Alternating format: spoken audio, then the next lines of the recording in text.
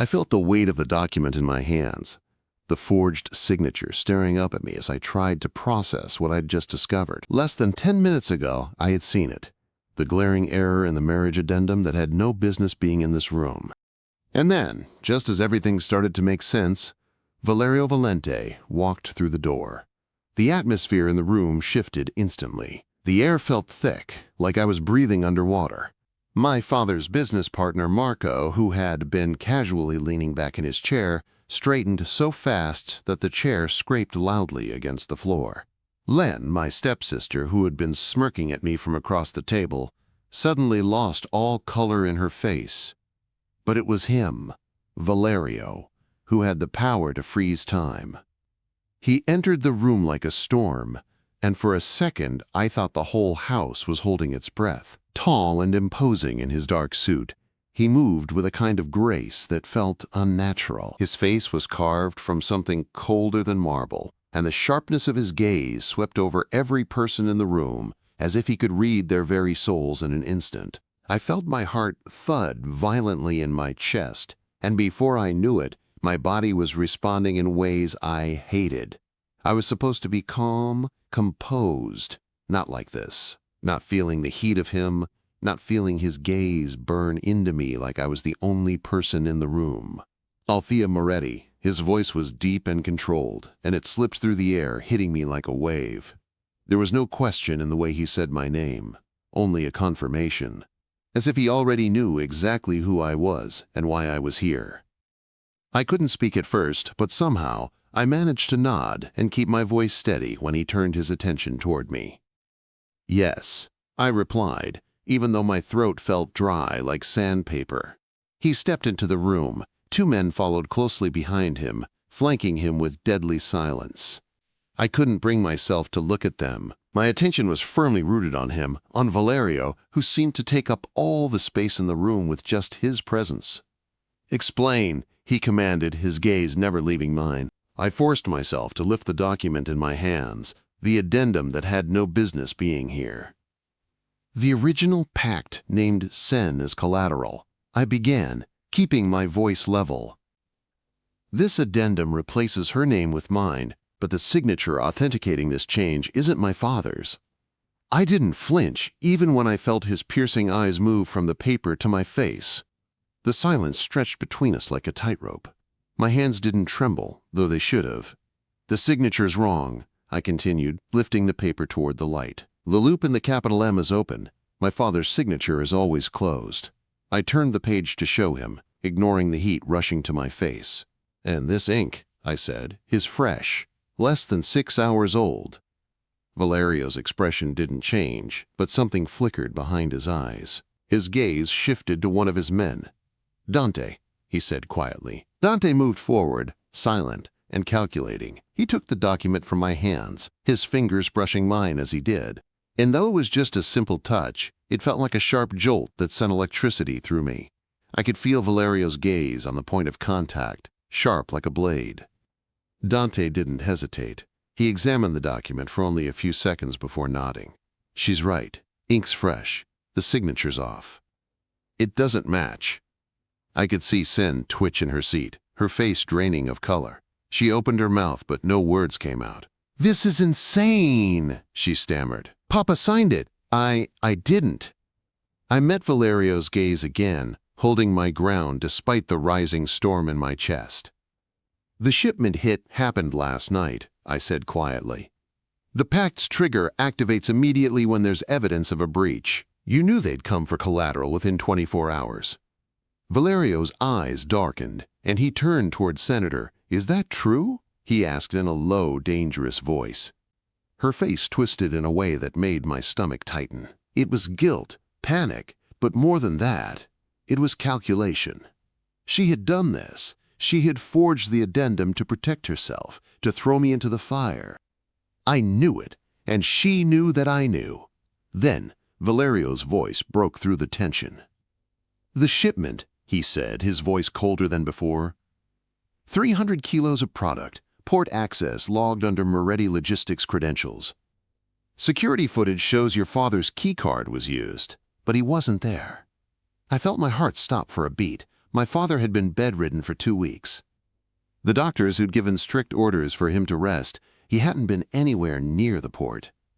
Papa's been on bed rest. For 2 weeks, I said, the words catching in my throat. You're wrong. He wasn't there. Valerio's eyes narrowed, measuring me. Then who used his credentials? The question hung in the air like a guillotine, waiting for an answer that I didn't have. My mind was racing, trying to piece together the pieces of a puzzle I didn't have all the pieces to. But there was something I knew. I could feel it in my gut. This was a setup. Someone had orchestrated this. I don't know, I said, my voice steady despite the tightness in my chest. But I can find out. Valerio tilted his head, his gaze sharpening. Can you?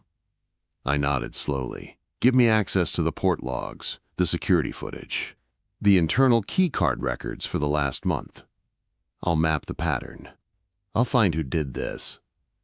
Valerio's eyes lingered on mine for a moment before he nodded, his expression unreadable. Why would I let you do that? I met his gaze without hesitation. Because you don't actually think my father betrayed you. If you did, we'd already be dead. The words hung in the air, thick and dangerous. Valerio's gaze flickered to Sen, then back to me.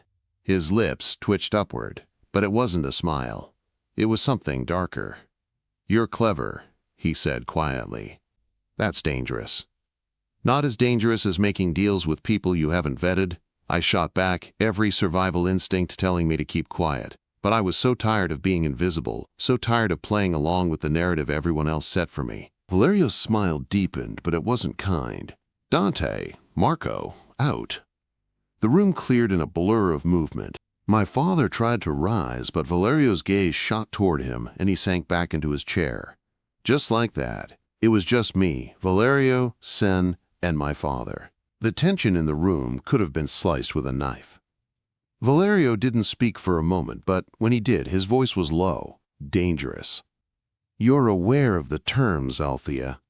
I nodded, trying to hold my composure. But even as I stared at him, something was stirring within me. Something I wasn't ready to face. I hadn't signed anything. I hadn't agreed to any of this. But now, in the presence of this man, who could read me like no one else ever had, I was starting to feel trapped. Valerio didn't wait for my response. Instead, he stepped closer to Senator. She flinched, shrinking back against her chair, but Valerio was faster. He was always faster. Within seconds, he stood just inches from her, towering over her trembling form. Did you forge the document? He asked, his voice almost gentle, though the danger behind the words was unmistakable. I didn't? Sen gasped, her eyes wide with panic. She shook her head violently. I didn't do it, I swear. Valerio's gaze turned cold. He didn't believe her. His eyes flicked to his men, and then back to Sen, his expression hardening. Wrong answer. Her eyes filled with tears. It wasn't supposed to be like this, she whispered, her voice cracking. I didn't think it would come to this. Valerio didn't move. He didn't have to. The room was suffocating with his presence. He tilted his head slightly as if he were considering her words, but there was no sympathy in his eyes. You didn't think I'd notice. You didn't think I'd care. He leaned in closer, his voice dropping to a cold whisper. Or you didn't think I'd find out about the shipment, about the forged addendum. Sen's face crumpled. I didn't. Valerio raised a hand, silencing her with a single gesture. His attention shifted away from Sen and locked onto me, his eyes narrowing as if searching for something deeper. His lips twitched into a small, knowing smile. Your father's been stealing from me, you know that, right? I forced myself to meet his gaze, my heart pounding in my chest. Yes, I replied. I know. Valerio stepped back, his eyes never leaving mine. Then why are you still here? Why haven't you left yet? Quote. It was a simple question, but it made my stomach twist. I hadn't planned on being here. I hadn't agreed to any of this. But there was something in the way he looked at me, something that made me freeze in place. The truth was, I didn't know what to do. I didn't know where I stood in this mess. My father, sick and weak, had been betrayed. My stepmother and her daughter had been using me as a pawn in their game. And Valerio was a part of this world I didn't understand, but I couldn't deny the pull he had on me. A pull that terrified me and yet drew me closer with each passing moment. "Because I want to know who did this," I said, my voice steadier than I felt. "I want to find out who is trying to destroy my family and why." Valerio's eyes gleamed, and for a moment I thought I saw a flicker of approval in his gaze, but it vanished just as quickly. "I'm going to give you a chance," he said, his tone shifting, cold and commanding again. "You help me uncover who's been pulling the strings, and I'll make sure your father is protected. No one will touch him. His business stays intact. You'll be the one to control it." The words hit me like a punch to the gut. Control. It was always about control with him, but I knew I had no choice. If I didn't play along, if I didn't give him what he wanted, my father would be left vulnerable.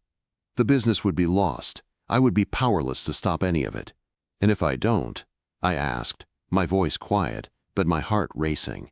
Valerio's smile was cold, dangerous. "If you don't, I'll make sure you regret it." I met his eyes. "You're a monster." His smile only deepened. "You're beginning to understand." Quote.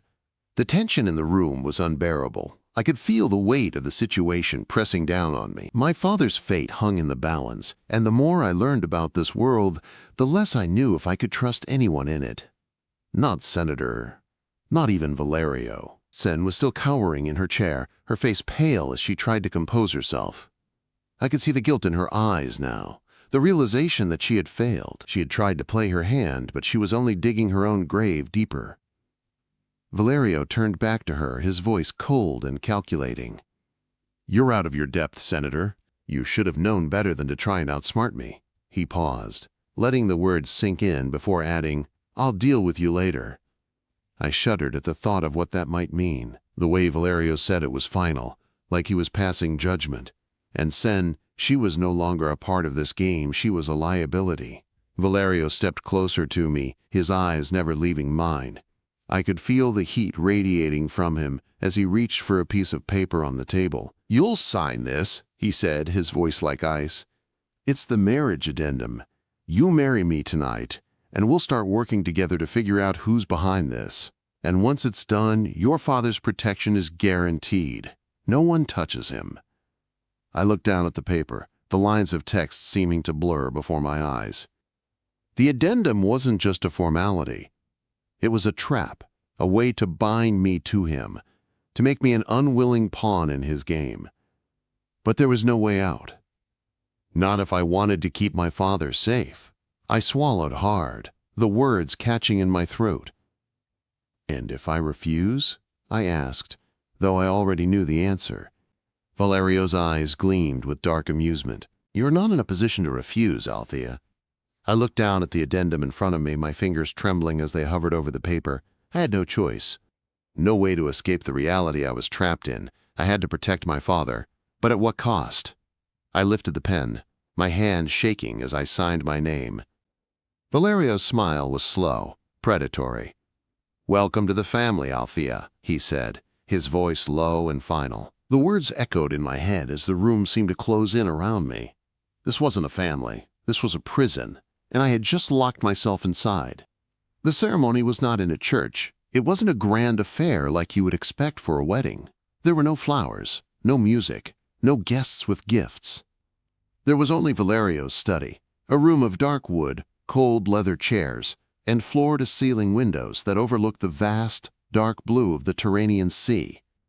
I stood in the center of the room, my father nowhere to be seen, and my stepsister Sen, absent as well. I didn't ask where she went. I didn't want to know.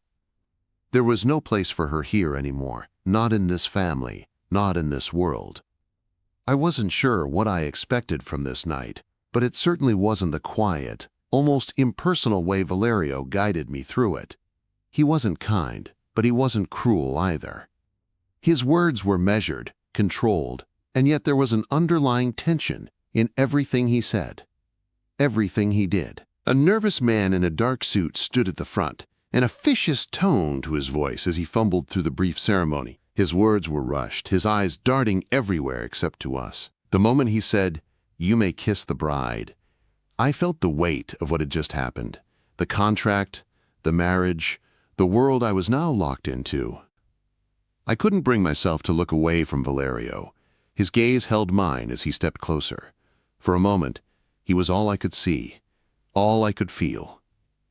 He reached for me, his hand warm against mine as he pressed a ring onto my finger, platinum, flawless, and heavy. I wanted to pull away, but something inside me, some part of me that I didn't understand, stayed rooted in place. Then, just as I thought I couldn't bear another moment of this strange, suffocating reality, Valerio leaned down, brushing a kiss against my forehead. It wasn't the kiss of a lover, but the kiss of a man who had just claimed something, someone, and had every intention of keeping it. The room felt colder as the officiant hurriedly left, the two witnesses, Dante and Julia, his attorney, disappearing soon after. It was just me and him now. Valerio pulled back, his eyes searching mine, trying to read me. And I tried my best to hide everything, but I could feel him pulling at the pieces of me I didn't want him to see. "I've arranged for your father's care," he said, his voice softer now. "He's been moved to a private facility in Como. Top-tier cardiac specialists. He'll have round-the-clock care." I nodded, but the guilt in my chest was like a weight I couldn't shake. "Thank you," I managed, though it was the last thing I wanted to say. But I couldn't deny the fact that my father's safety meant everything. Even if it meant surrendering to this marriage, this arrangement that felt more like a cage than anything else. Valerio didn't seem to hear me. Or maybe he didn't care. "Sen is gone. She's been sent away to Malta until this is resolved. You'll be safe here." I didn't respond. I didn't know what to say. I wasn't safe. I was bound by a contract that had nothing to do with love, nothing to do with choice. And now I was married to a man who I didn't trust, who didn't trust me, and yet we were supposed to play along, pretend it was something real. He turned to his desk, pulling out his phone, his focus shifting away from me. "We'll need to start working on this immediately. I'll give you access to everything," he said without looking at me. "The records, the financials, everything. We'll uncover who did this and why they tried to use your father as a pawn." I stood there, my fingers trembling as I tried to process it all. He was offering me access, yes, but it was also a leash. I could feel it, the way he kept me within his grasp, pulling at me, even when he wasn't touching me. I wanted to protest, to tell him how wrong this all was. But I couldn't. I couldn't find the words. He paused for a moment, his attention still on his phone. Then, his gaze flicked back to me, and I saw the intensity in his eyes. "There's one more thing," he said, his voice lower, almost too calm. "We're married now. In the eyes of the family, in the eyes of the business, and in the eyes of anyone who might want to hurt me, you're mine, and I need you to act like it." His words cut through me like a blade, and before I could speak, he moved toward me, his presence overwhelming. He didn't touch me, but his proximity was enough to make my breath catch in my throat. "When we're in public," he said softly, "you'll play the role. You won't flinch when I touch you. You won't pull away when I stand too close. This isn't just a marriage on paper. It's a marriage that everyone needs to believe is real." I swallowed hard, feeling my pulse race. I wanted to tell him no, to walk out of this room and never look back. But I was already too deep, already too tangled in the web of lies and manipulations. He stepped back, his hand brushing against mine just for a moment, enough to remind me of my place in all of this. "In private," he continued, his voice dropping to a lower, more dangerous tone, "the boundaries hold. But when it comes to this family, this business, there are no more games. You'll act the part, and you'll do it well." I nodded silently, my throat tight. Valerio didn't give me a chance to speak before he turned toward the door, motioning for me to follow. "Come, I'll show you to your room." I followed him silently, not knowing what else to say, knowing full well that this wasn't a room, this wasn't a bed I was going to sleep in. It was a cage, a gilded one, but a cage nonetheless. When we arrived at the room, it was grander than anything I'd ever seen. Cream and gold decor, a massive bed that looked far too comfortable for someone who felt like they were walking on a tightrope. I didn't have time to look around, though. Valerio's voice broke through my thoughts. "This is where you'll stay," he said, his tone impersonal. "You're not a prisoner. But remember, appearances matter. Do your part, and you'll be safe." The door closed behind him, leaving me standing alone in the room. I didn't know if I wanted to cry or scream. I didn't know what to feel, but as the sun began to set over the water, the weight of everything that had happened, and everything that was about to happen, settled over me like a dark cloud. I was trapped, and no one but Valerio had the key. The next few days blurred together in a haze of paperwork, meetings, and surveillance footage that seemed to stretch on endlessly. I was no longer just an observer in this world. I was a player, whether I liked it or not. My mind was constantly spinning, trying to make sense of the evidence, the deals, and the people I couldn't trust. Valerio had given me access to everything, the logs, the financial records, even his most sensitive files. And I used that access, pulling at the threads of the operation, trying to map the network that had used my father's credentials to steal millions. But it felt like every time I got closer to the truth, the more dangerous things became. I could feel the walls closing in, like we were all just pieces on a chessboard being moved by unseen hands. But it wasn't just the business that weighed on me. It was the marriage. The marriage that had started out as nothing more than a survival tactic, but now felt like something more complicated. Valerio wasn't just my captor. He was the man who had claimed me, who had made me his, even if I hadn't agreed to it. And somehow, despite everything, I couldn't deny the pull I felt toward him. Every time he looked at me, every time he spoke to me, with that quiet, controlled intensity, it chipped away at the walls I'd built around myself. But I refused to let myself fall into his world, not entirely. I couldn't. Not without losing everything I was. It was early one evening when Valerio's voice broke through my thoughts. I had been working in my room, poring over the financial records when he entered without warning. His presence was always undeniable, but tonight it seemed heavier than usual. His eyes locked onto mine, and for a moment, neither of us spoke. I had learned over the past few days that Valerio didn't waste time on pleasantries. When he had something to say, he said it. And tonight was no different. "I need your help," he said, his voice low, but there was an urgency to it that I couldn't ignore. I looked up from the tablet I had been working on, my eyes meeting his. "What kind of help?" Valerio's gaze flickered for a brief moment, but then he stepped closer. "I've been watching the logs, the shadow operation. There's more to it than we originally thought. There's someone inside my own organization, someone who's been feeding information to Julian." My stomach twisted at the mention of his brother Julian. I had learned a lot in the past days, and none of it made Julian look like the innocent person he wanted everyone to believe he was. He had orchestrated the entire mess with the shipment, and now he was trying to frame Valerio for it. But hearing that there was someone within Valerio's own ranks, someone I was supposed to trust, made me uneasy. "Who?"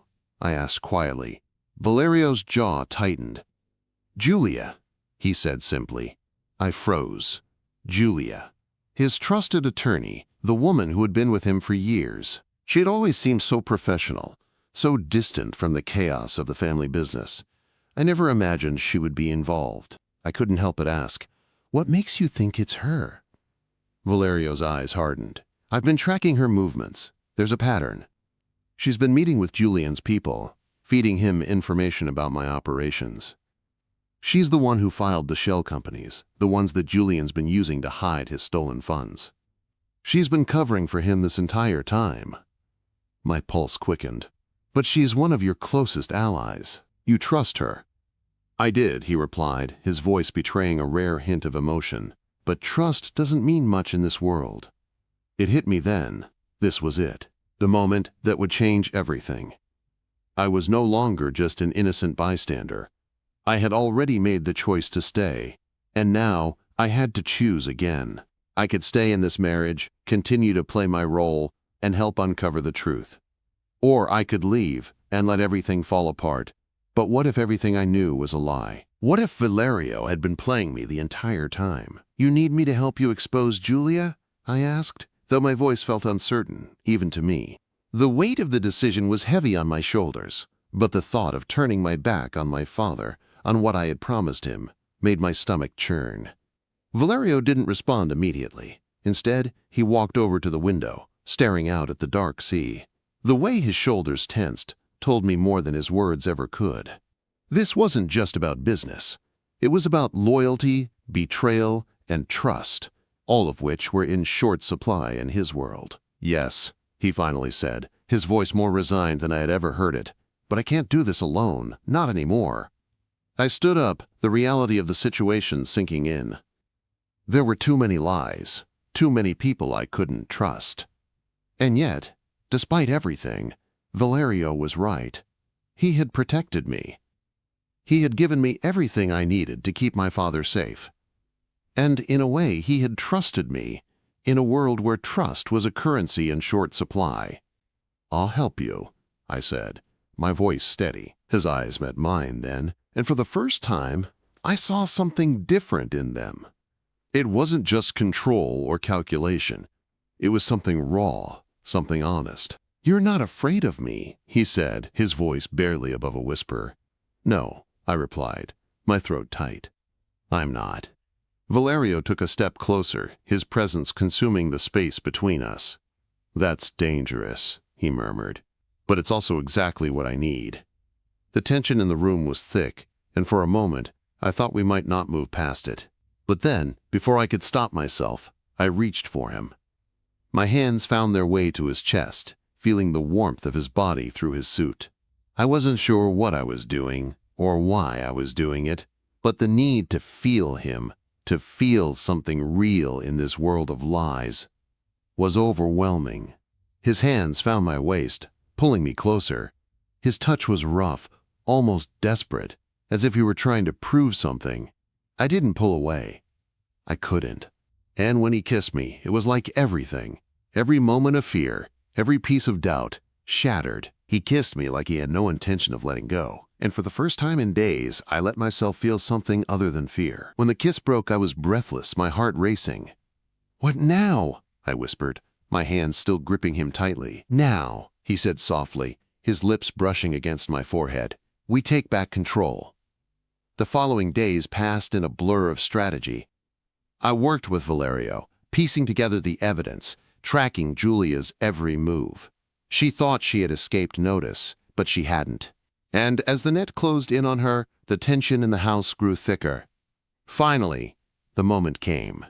We had enough to expose her, to take her down, to show everyone who had been playing the game from the shadows. I couldn't deny the satisfaction that came with knowing the truth, but at the same time, I couldn't ignore the gnawing feeling that I had already crossed a line. There was no going back now. Valerio stood beside me as we presented the evidence. His hand found mine, and for the first time, I felt like I wasn't just part of the game. I was the one in control. Julia's face drained of color as the truth was laid bare before the family. She tried to argue, tried to shift the blame, but there was no escaping it. The evidence was clear, and Valerio's cold, calculating stare left no room for doubt. And when it was all over, when the family council had spoken, Valerio turned to me. His voice was low, but it held a note of finality. "You've done well." I looked up at him, meeting his eyes. For the first time since we had signed the contract, I didn't feel like a pawn. I felt like a partner. "Thank you," I said quietly, "for trusting me." He smiled then, the coldness in his eyes replaced by something softer. "No, thank you for choosing this, for choosing me." And in that moment I realized that I hadn't just been forced into this world, I had chosen it. Because somewhere along the way I had chosen him, the world we had built together, the empire, the power, the danger. It wasn't just his anymore, it was ours. And I was ready to fight for it, for him, and for the life we would build together. Together, we would face whatever came next. And for the first time, I wasn't afraid.